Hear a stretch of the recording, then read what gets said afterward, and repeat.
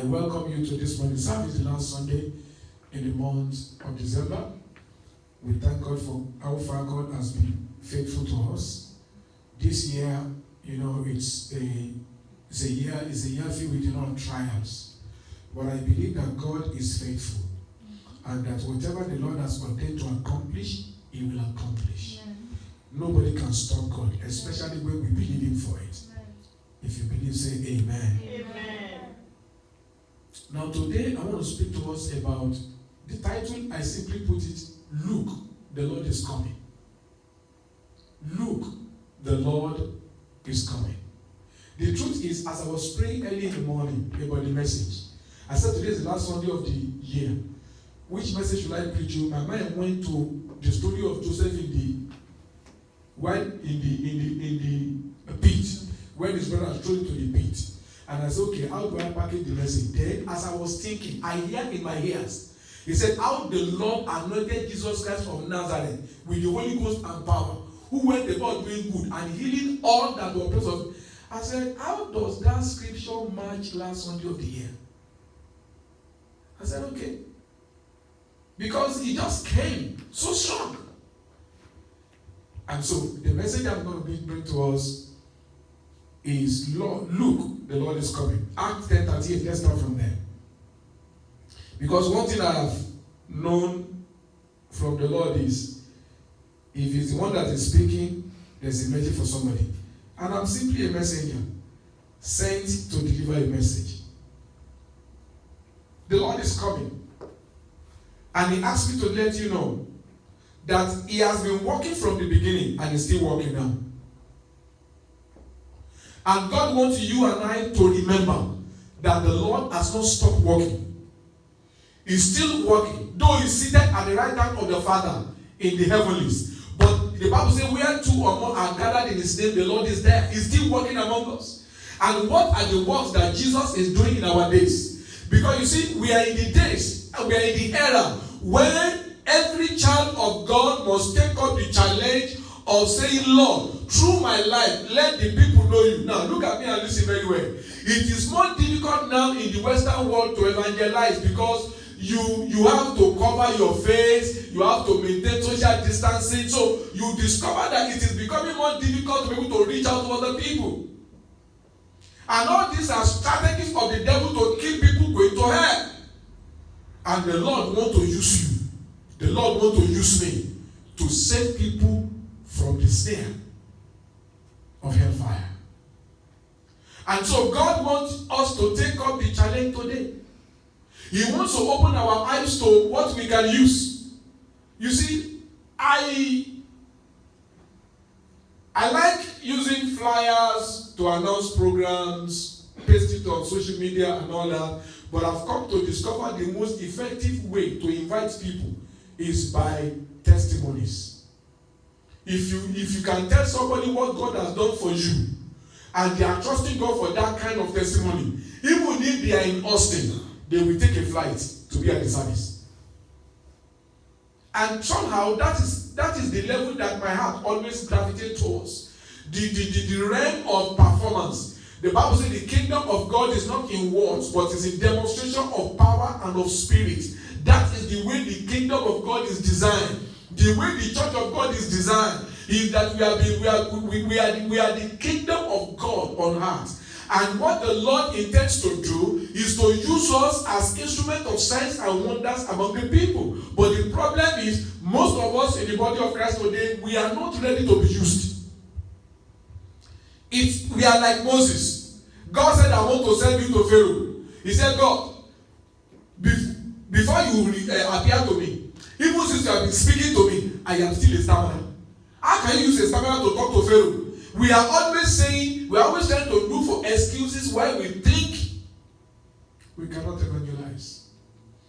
And the reason why I titled this thing, Look, the Lord is coming, is because the Bible says that each of us are going to give account of our life before the Lord. We are closer to rapture now than before. And so we must be wise.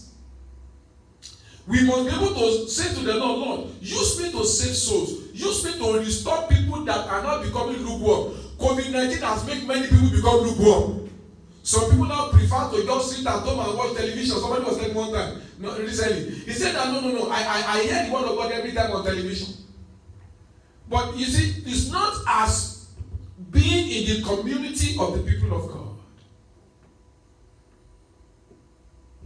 One other problem that we have in the body of Christ today is that we are more conscious of our needs than the need of others.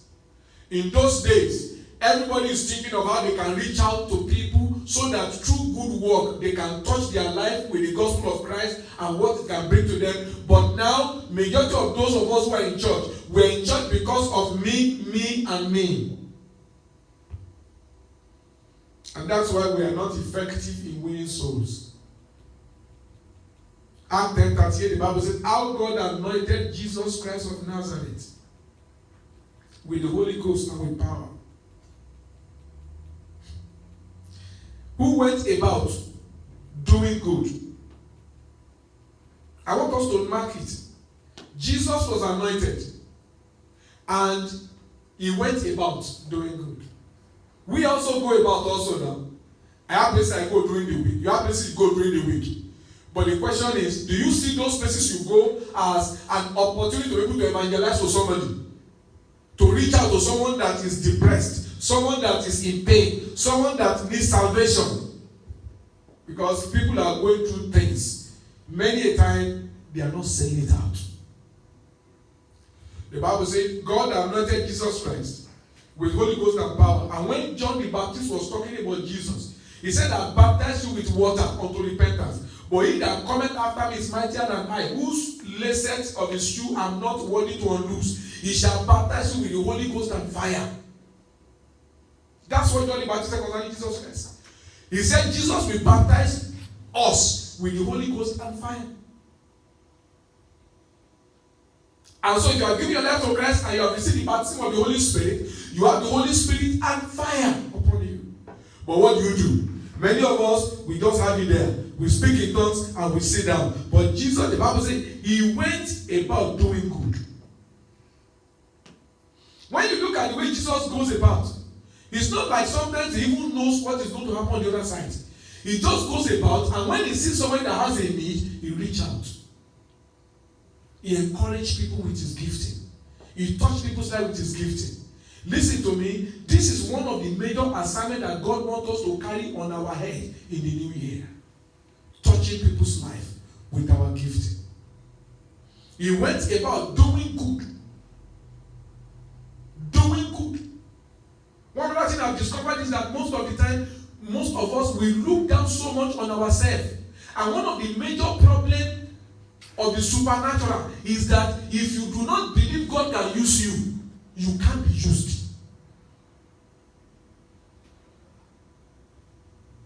And so you need to know that the Lord has equipped you. He has baptized you with the Holy Ghost and with fire. And he is intending to use you. He is intending to use me. How God anointed Jesus Christ of Nazareth with the Holy Ghost and fire. He went about doing good. He wasn't breaking homes. Some of us, what we do with our tongue speaking and our words is that we break friendship.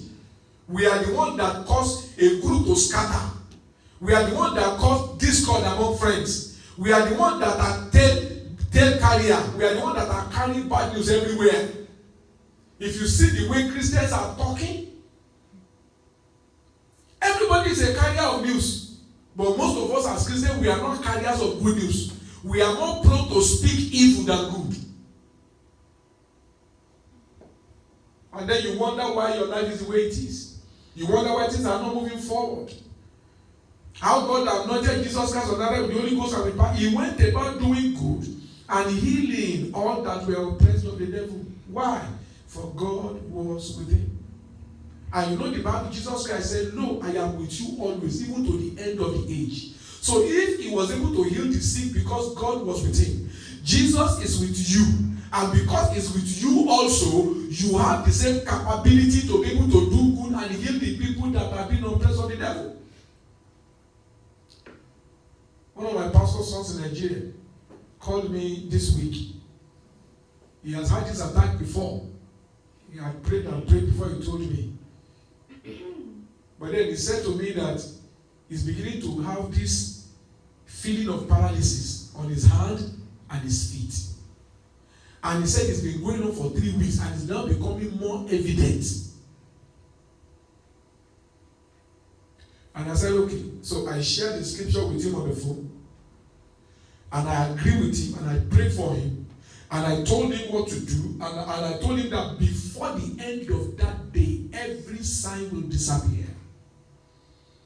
It was Saturday. I asked him to call me on Sunday. He called me. I was in church. He called again. When he called, he said, sir, everything has gone. I said, yes, I don't expect anything different. You know why? I operated by scripture. And then he said, Daddy, please, can you pray for my son? And then he began to explain to me the situation his son is having. And I said, oh, the same way, he said, let me give the phone to my son. I said, don't give the phone to your son. Because you are the one that has a covenant authority over your son. I can only pray for your son in agreement with you. That is the covenant.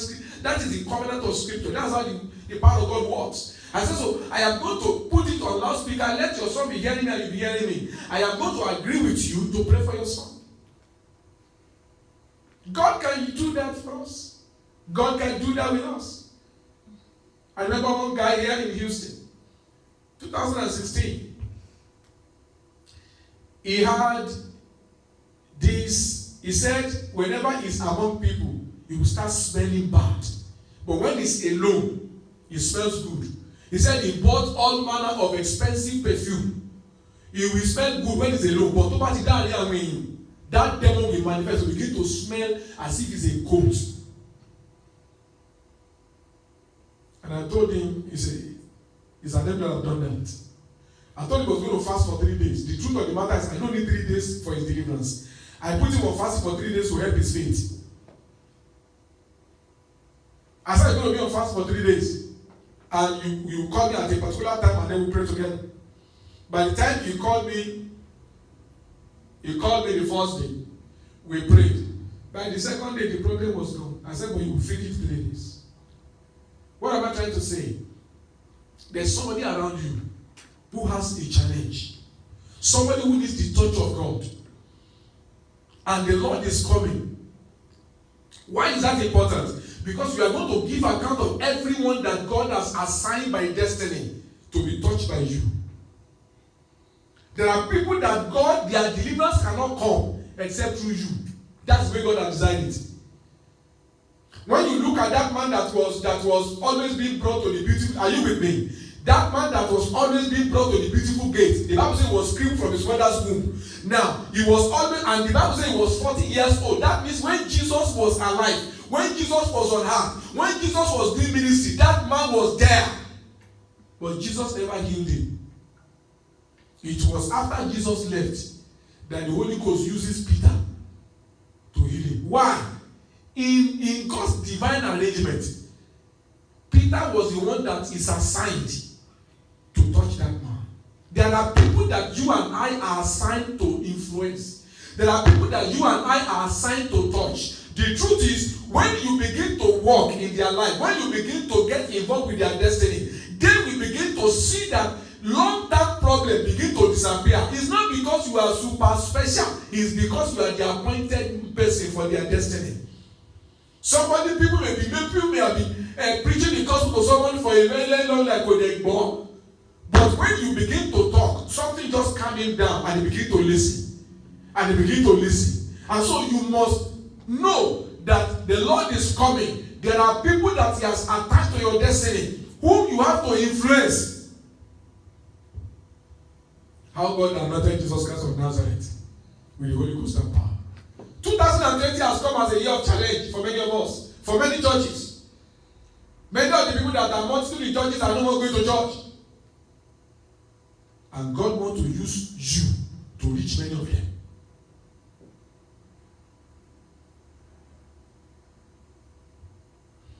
Now, let me show you certain things briefly. In fact, I didn't even know it's going to go that far. John chapter 14. Let me show you John chapter 14. Because what I want to do now is to make up on you. John chapter 14. Let's read verse 12. And I'm going to tell you something very simple and yet very powerful. Because the Lord Jesus, positionally speaking, is at the right hand of the Father in heaven. And after he rose from the dead, the rest of the work has now been delegated to our hands. John 14:12. Look at what Jesus said. Jesus said, "Verily, verily, I say unto you, he that believeth in me," he doesn't need to be a pastor. He doesn't need to be an apostle. He doesn't need to be a prophet. "He that believeth in me, the work that I do shall he do also." So the question is, do you believe the word of Jesus? If you believe, what he's telling you is that the works that he did while he was on earth, as a believer, you also have the same capability to do the same thing. But you see, unfortunately, the church of God, majority of the people of God have been undertrained by many servants of God who love to be idolized. When they have a dream, they must call daddy. When they have headache, daddy must spray on the oil. Of course, we will do that for little children. But you see people that are born again for 5-10 years and they are still same level of daddy, pray for me. I had a bad dream and a wish was pressing me on the bed. Where did the wish get close to you to press you on the bed?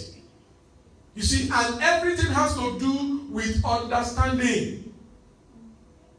Many of our churches today, because the people are not even ready to hear the truth, the real word of God anyway, so the prophets, especially the prophets and the evangelists, all they do is they just talk vision and they give blessing.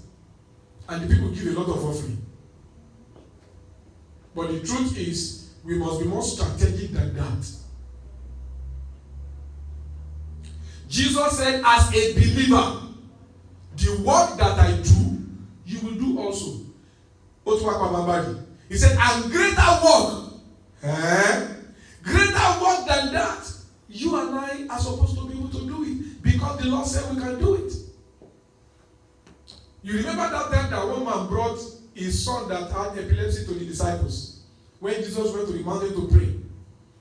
Peter, James, and John were with him, other disciples were there, and when the man brought the child to them, they couldn't cast out the demon. And when Jesus came down, the man rushed and knelt and said, my master, I brought my servant to your disciples. To my son, he has epilepsy. He will drive him into the fire. He will drive him into the water. I told your disciples to cast him out. They could not do it. He said, Master, help me. Jesus commanded that evil spirit to leave, and he left. And after the miracle was done and everybody was gone, the disciples came back and said, Master, why can't we do it? Jesus said, it's because of your faith. And faith is a product of the word of God in your heart.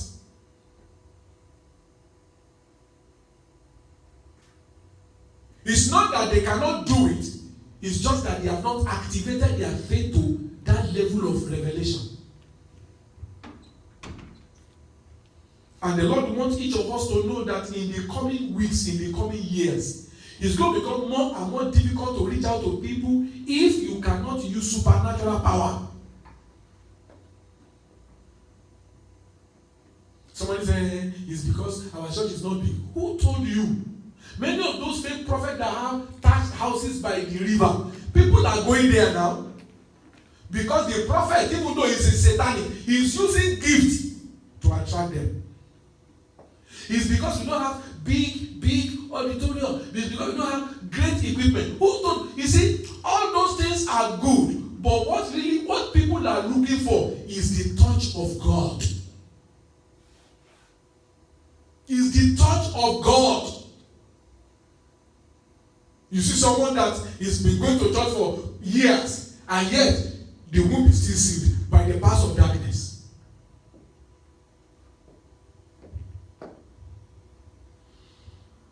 Very, very, I say unto you, he that believeth on me, the work that I do shall he do also. And greater work than that shall he do, because I go to my Father. Look at verse 11. You know, we just read verse 12. Look at verse 11. Jesus was speaking here. He said, believe me. He was talking to the Pharisees. He said, believe me that I am in the Father, and that the Father is in me. Or else, believe me for the very word's sake. If you don't want to believe me because I'm from the Father, believe me because of the work that you are seeing me do. Believe me because of the work that you are seeing me do. And I write here, I said, work, soul winning instruments. Work, spiritual work, praying for the sick. Allow the Holy Ghost to flow through you to touch people supernaturally. Jesus said, believe me that I'm from the Father, that believe me that I am in the Father and that the Father is in me. Okay, if you think that that one is too much, then believe me because of the work you are seeing. So Jesus is telling us, people will believe when they see the work. People will believe when they see the work. And you know what? God wants to do the work through you. That's why he said in the next verse, verse 12, that in case you don't understand, any of you that believe in me, the work that I do, you are empowered and capable to do the same.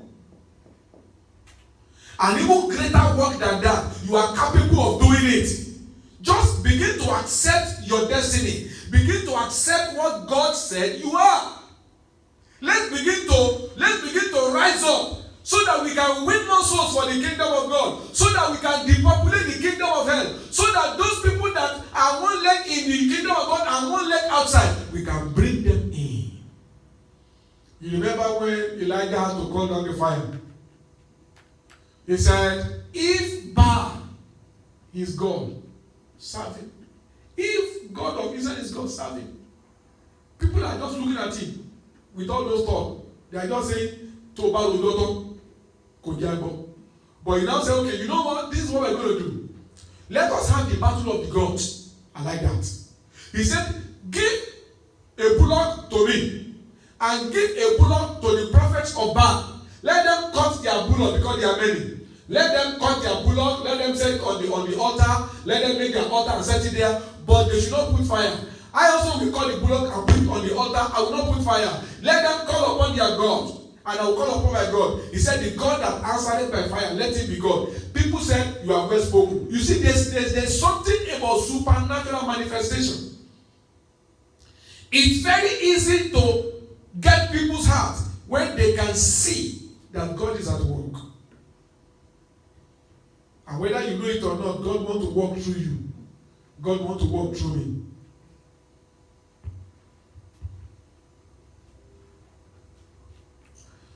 In the book of Luke chapter 19 verse 13, look at what Jesus said. Luke chapter 19 and verse 13. He was talking about the parable of servants, that the master of the house, he was about to travel, he was trying to let them understand. Okay, let us from verse 12. He said, therefore, a certain, I'm reading the book of Luke, chapter 19, from verse 12. He said, therefore, a certain nobleman went into a far country to receive for himself a kingdom and to return. The next verse. And he called his 10 servants. What did he do when he called them? He delivered into their hand 10 pounds. He gave each of them one pound. And what did he say to them? And he said unto them, occupy till I come. I said, look, the Lord is coming. Nobody knows the time. Nobody knows the day that the Lord is going to come. Nobody knows the hour. Many people are trying to predict it. It is not going to work. Even Jesus Christ did not know the day is going to come. So nobody on earth can know it. Only the Father has set the time in his heart. But what is very frightening is that what if the Father decides that the Lord will come tomorrow morning? Are you sure that you will have a very good report to share with the Lord? Am I sure that I will have a very good report to share with the Lord? Occupy till I come.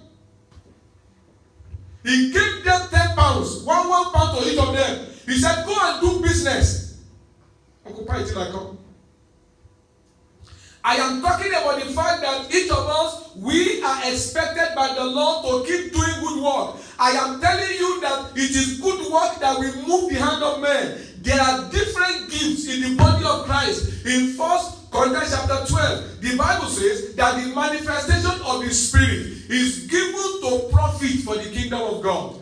The gift of God in your life, and that's why one of my passions is to help people discover their gifting.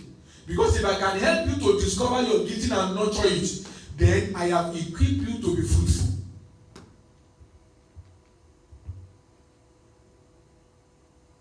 But many of us, we are so carried away with the things of this world. We are so carried away with making money, making dollars, that we are not even conscious of heaven. We are not conscious of spiritual reality. We are not conscious of what the Lord thinks. We are not conscious of the work that is going to be with us eternally. We work to gather money. Money is very important. Work is good. However, if all you do is to work for money, and you do not bother to ask yourself, we have the parable of a rich man. We are told that man gathered a lot of wealth. He doesn't have wife. He doesn't have children. He doesn't have relatives. One day he now sat and said to himself, why am I disturbing myself? Why am I gathering wealth? I'm not even enjoying it. And then we have another parable that Jesus told of a man that his land produced very well. And then he said, my soul, relax. We now have food to store for many years. And Jesus said he's a fool, because that same night that he thought he has invested his money and that in returns will be coming, Jesus said that same night his life will be taken from him. And Jesus said, what shall become of all the treasures that he has packed? All the money that you are trying to make on planet Earth, when you die, somebody else will spend them.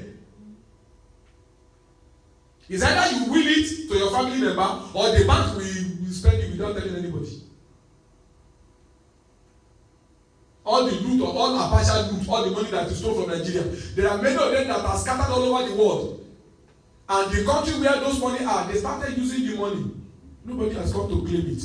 And that's the same way it is when you are just busy trying to make money and you are not asking yourself, how much credit am I putting in my account in heaven? How much influence am I having in the kingdom of God? How much profit am I making for the kingdom of God? Because you see, the Bible says that ultimately God is the rewarder.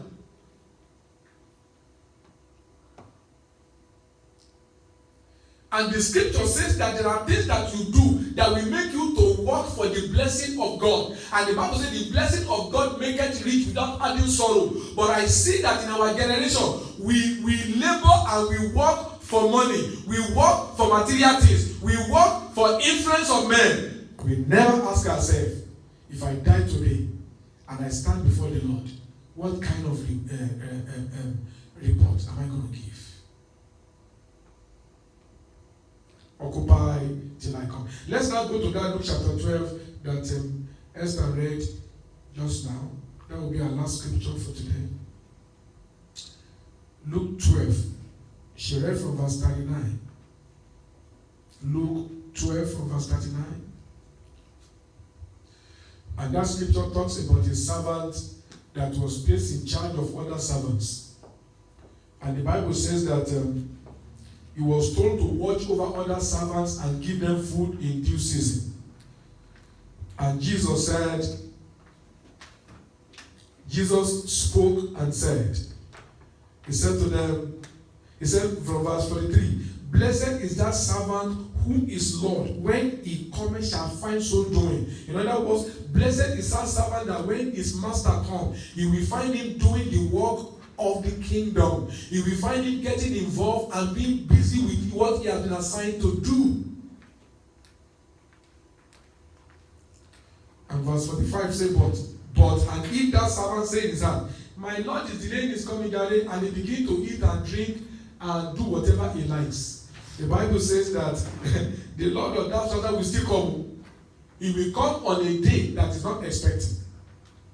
But something is going to happen.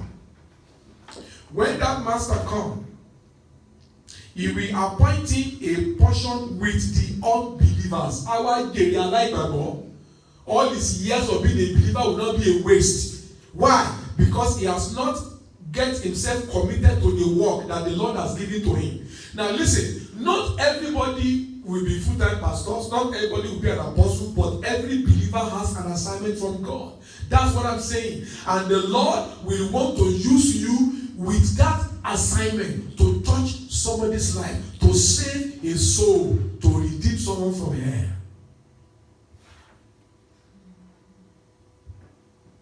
And look at what that scripture, what Jesus said. Verse 47. That thing makes me feel afraid sometimes. Look at what he said. He said, and that servant, which knew his master's will, and prepare not himself. You see, two things. There's what God wants him to do. There is personal preparation to do what God said. That's what that verse is saying. That servant that knew his master's will for him and does not prepare himself to do it. Already, God said, go to Nineveh, and he said, I'm going to Tarshish. You know the end of the story. He ended in the belly of the whale. That servant that know the Lord's will, you know the gift that God has given to you. Because that's the way to know the Lord's will. Somebody say, I don't know the Lord's will. It's a lie. You know. What is that gift that God has given to you? What is that thing that you love to do in the house of God? It might be decoration of the house of the Lord. It might be welfare. It might be prayer. It might be you have charismatic anointing inside of you. It might be gift of oratory. I don't have the gift to speak. I remember one time, and I know that one of my greatest passions is to be at a spot and speak to many people at the same time. I think I've said it before. I was in a TV station in London. Now, when we were at the studio, there's a particular woman that has been in London for many years. This woman has all the equipment that you will need to make television production. This woman says she has it in her house. But this woman is afraid to stand before the camera. She said, I prefer to stay at the back of the camera, record people and do the editing and post-production. And that day, the bishop, who is the owner of the TV channel, put him on air. I was in the lobby, and I was shocked how this woman was forgetting, how she was shaking. I said, this is what I would do without blinking an eye. But this woman is not comfortable to do it. But she has something, she has ability to do something that I need. Editing, recording, post-production. Everybody has something in the kingdom of God. Not everybody can stay in the front, but some people have been gifted to stay in the front. I remember when I was very, very young, I will gather people, I will tell other small children to sit down. Then I will now stand up on the there's a table, I will put a table, I will stand on the table, and I will now begin to preach to them as a young boy. That means even though I may not yet have become of age, but subconsciously, I have this sign. You're a preacher. Jesus said, the servant that knows the master's will, but does not prepare himself. I want you to know that there's a place of personal preparation. You have to prepare yourself to be used by God. Everything is not God. In fasting, in prayer, in paying the price of sacrifice. When God said you do this, you do it, even if it's not convenient. When God said you go there, you go.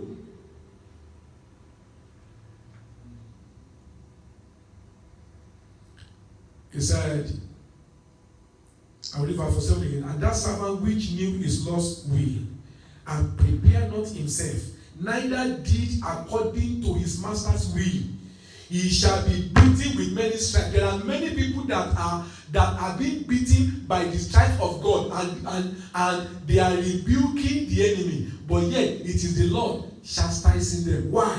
Because they know the master's will. They don't prepare to do it, and they are not doing it. And somebody said, anyway, me, I don't even know the master's will. Look at the next verse. But he that knew not, so ignorance is not an excuse. He that knew not and did commit things worthy of stripes, he shall be beaten with few stripes. He now concludes by saying, for unto whomsoever much is given, much shall be required. And to whom men have committed much, of him they will ask the more. Look, the Lord is coming. Whether you like it or not, the Lord is coming. Whether that servant like it or not, his master will come.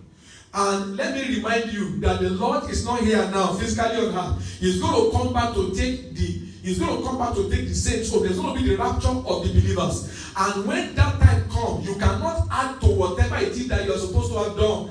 The Bible says that there's the parable of the 10 virgins. The Bible says 5 of them, all of them had lantern that was burning. But 5 of them were wise and 5 were foolish. The 5 that was wise, they have extra oil and they put it aside. And the one that are not foolish, they said, you know what, our light is shining. And then they don't have any oil. And the Bible says, when the night came, everybody has slept and slumbered.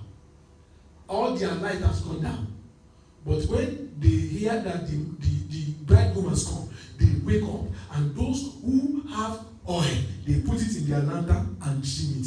Those who don't have will say, sir, please, can you borrow me oil? Now you go and buy. Go and buy. And the Bible said that they went to buy, but before they come back, the bridegroom has come and enter and lock the door. May that not be your portion. What does that mean? They labored in vain. What am I trying to say? God wants us to set our heart on doing his work in the new year. God wants us to see everybody around us as someone that he wants to reach out to through us. And I said that God will use the gifting he has given to you. God will create the opportunity that you will need, but you have to take advantage of that opportunity. If you don't, it will become a problem. So as we have ended this year, thank God for the things that we are able to achieve. Thank God for the things that we have not achieved yet. But much more, thank God that we have another opportunity to be able to make mistake. You are not dead yet. You see, the truth is that when the Bible says that rapture will come, and someone say rapture has never been said for hundreds of years and never come. Your own rapture can come when you die. Because after death, you can't come back to life again until Jesus comes. That may take another 100 years. That may take 1,000 years. But whatever you have done before you die is what will be used to be judged when Christ appears.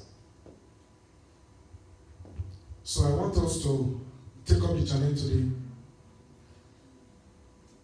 And I want us to tell yourself, Lord, help me to be more fruitful. In John 15, Jesus said, I'm the tree. You guys are the branches. My Father is not the vineyard. Every branch in me that bear fruit, my Father will prune it so that it can bear more fruit. He said, but every branch that does not bear fruit, my Father will cut it off. Rise upon your feet. I'd like us to begin to talk to God. I'd like to begin to say, Lord, I thank you because you are giving me another opportunity to correct my mistake. The Lord is giving you another opportunity to correct your mistake. The Lord is giving you opportunity to correct your mistake. The Lord is giving you opportunity to increase your value in heaven. The Lord is giving you opportunity to be able to rescue people from the kingdom of darkness. I'd like you to open your mouth and thank God. Just open your mouth and just say, Lord, I thank you because you are giving me the opportunity to influence people's life. I am not dead yet, so that means I still have hope. Even though I may not have been faithful, even though I may not have been fruitful, but because I'm still alive, it is because there is still hope for me. Ezu vazita lila koranda batasi. Fafaruma ratekete diga bovazu. Venimiato kalini ketesi kabavoza nduk rapati raboraruka tatina. Lord, la provranite sedika baboraruka tana. My God, I pray for myself and my people. I pray that this new opportunity that you are giving us will not be wasted. Lord, I am praying that you will help us, that we begin to make use of this opportunity better. I'm praying, oh God, that in the name of Jesus, you will help us to be more conscious of our gifting.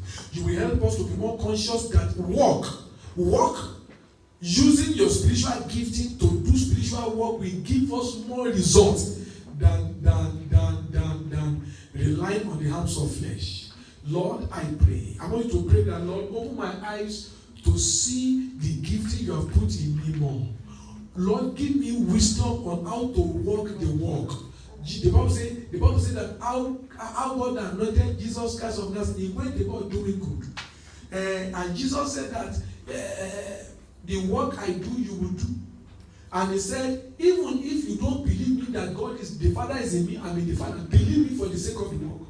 I'd like you to pray that, Father, Lord, let your work, that will be able to convince men, begin to manifest through my hand from now. Open your mouth and pray. Let your work that will be able to convince men begin to manifest through my life from now. Let your work that will be able to convince men to bring them to salvation. Let your word that will be able to convince men to bring them to healing. Let your word that will be able to bring people from lukewarmness back to the fire of God. Let that work begin to manifest through my life, oh God, in the name of Jesus. Please open your mouth and pray. And if you are watching us right now and you have not given your life to Jesus, listen to me. Christ will come. He will come back. But the point is, you see, even though Christ may not come until you are dead, but one thing is certain: after you die, you will go to hellfire if you are not a child of God. And if you are a child of God and you die, then you cannot do any other thing again except to wait for your reward. And that's why I am asking you, if you are watching us and you have not given your life to Jesus, I'd like you to pray. Give your life to Christ. Christ came to this world to come and die for sinners. He came to come and die for, so that you can also become a son of God. So place your hand upon your chest and say this with me: Lord Jesus, I give my heart to you today. Come into my life, become my Lord and become my Savior. From this day, oh Lord, I am yours completely. Thank you for saving me. In Jesus' mighty name. If you have prayed that prayer sincerely from your heart, you are now a child of God. 3 things you've got to do is: number 1, get a Bible and start reading from the book of Matthew, at least 1 chapter a day, so that you can start knowing how God wants you to think and how God wants you to begin to live your life. The second thing, get a Bible-believing church and begin to attend, so that you can learn the word of God and begin to grow spiritually. And number 3, you need to tell someone that you are born again, because salvation is not a private matter, it's a lifestyle, it's a confession. Just like when you dress well, you want your friends to commend your dressing. In the same way, now that you are born again, let them know that you are a child of God. And if you are in Houston, you want to be a part of our church family, fine. Our address is Grace Ministries International, 11214 Plainfield Street by West Belfort, Suite D, Houston, Texas, 77031. Join us every Sunday by 10 a.m. and God Almighty will enrich your life in a great way. Let me pray for everybody now. Father, we thank you because you are God that never fails. Thank you for the beginning. Thank you for where we are. Thank you for where you are taking us to. Lord, I pray for me and I pray for my precious people that from this week you will cause our work to begin to speak among men. In the name of Jesus. Lord, I pray you will cause our giftings to begin to speak among men. In the name of Jesus. You want us to reach out. You want us to touch men. You want us to save people. Lord, I am praying that from now, oh God, our life will begin to be a testimony. That men will see and they will come to know you. In the name of Jesus. And Satan, every plan you have against our life and our fruitfulness in the new year, I hereby destroy your plans. And I curse them from the root. In the name of Jesus. And I declare that the new year we shall be fruitful.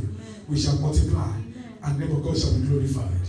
In Jesus' mighty name we pray. Amen. Amen. And amen. God